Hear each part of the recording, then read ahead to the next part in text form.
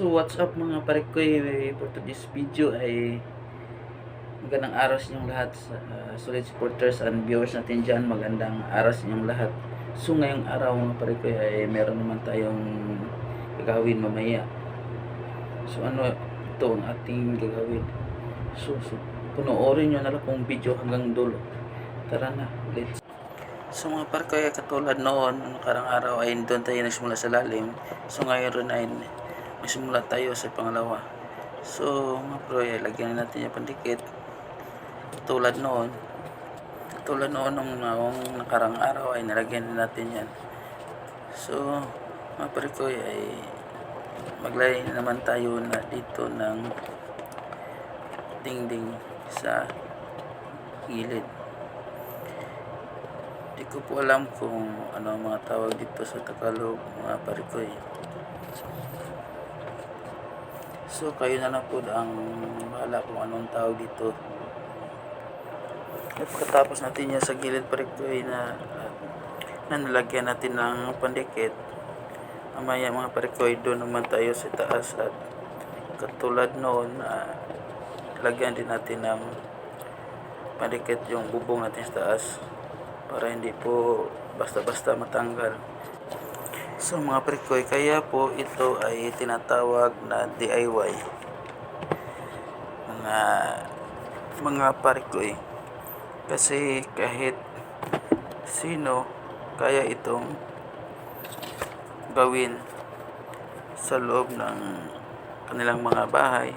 Pwede nyo itong magawa kahit sino nga may mga paraan tayo kung paano ito gawin. May mga sarili din tayong mga plano o diskarte. So kaunti na lang po ko yung bubong natin sa taas mamaya tapos na yan.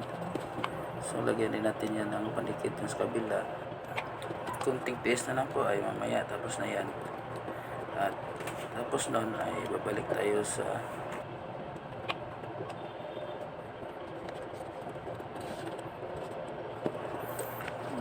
ilalim pagkatapos yan mga parekoy.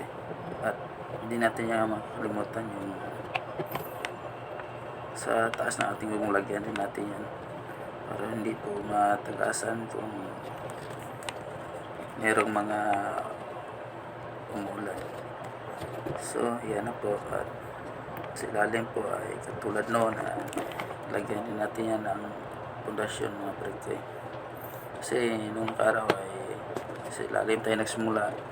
So kanina doon tayo sa pangalawa. So ngayon po ay balik tayo sa ilalim at yan po ay katulad noon nalagyan din natin yan ng pandikit at kaunti na lang yan tapos na rin yan. At balik tayo sa ikatatlong gawain.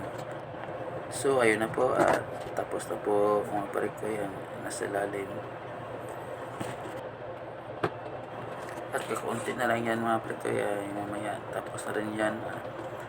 Balik naman tayo sa ikatatlong destinasyon. So noong nakarang araw mga parekoy ay hindi tayo nakalagay ng haligi. Ngayon po ay sa ginagawa natin ay lagyan natin yan ng haligi kasi iba ito noong nakarang araw na ginagawa natin. At anim pala ito yung haligi na inilagay natin sa ating ginagawa at sa ating maliit na konting tahanan mga kaparekoy.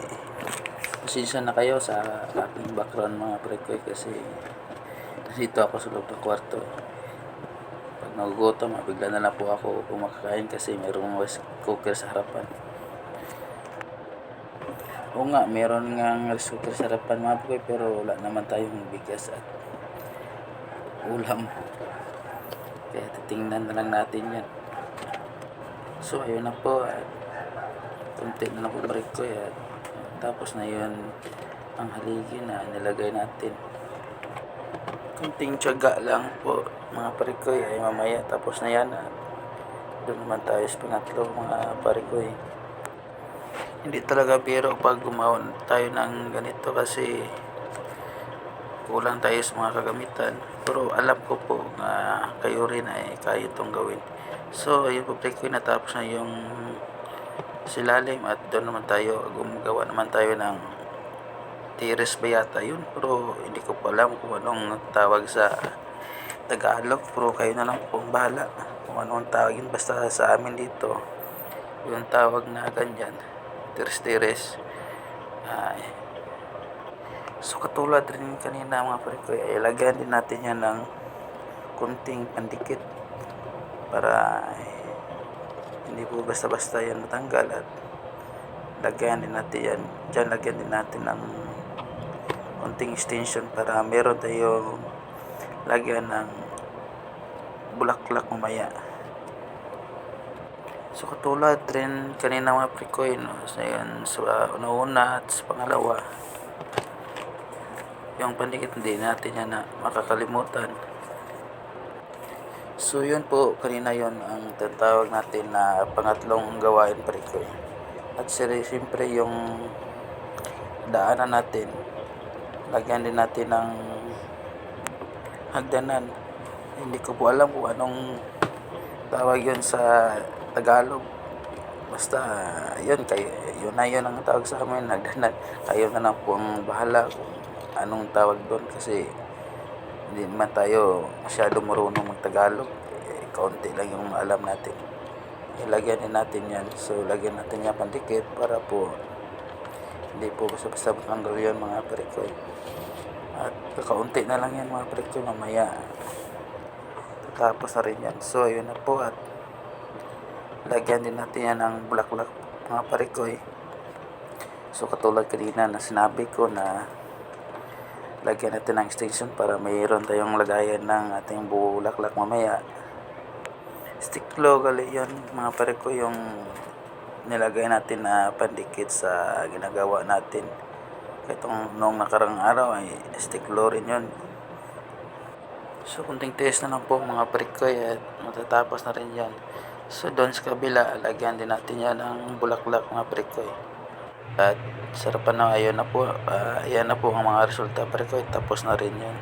At doon sa lalim, nilagyan din natin yun ng mga bulaklak. So ayun na po mga pre-coy.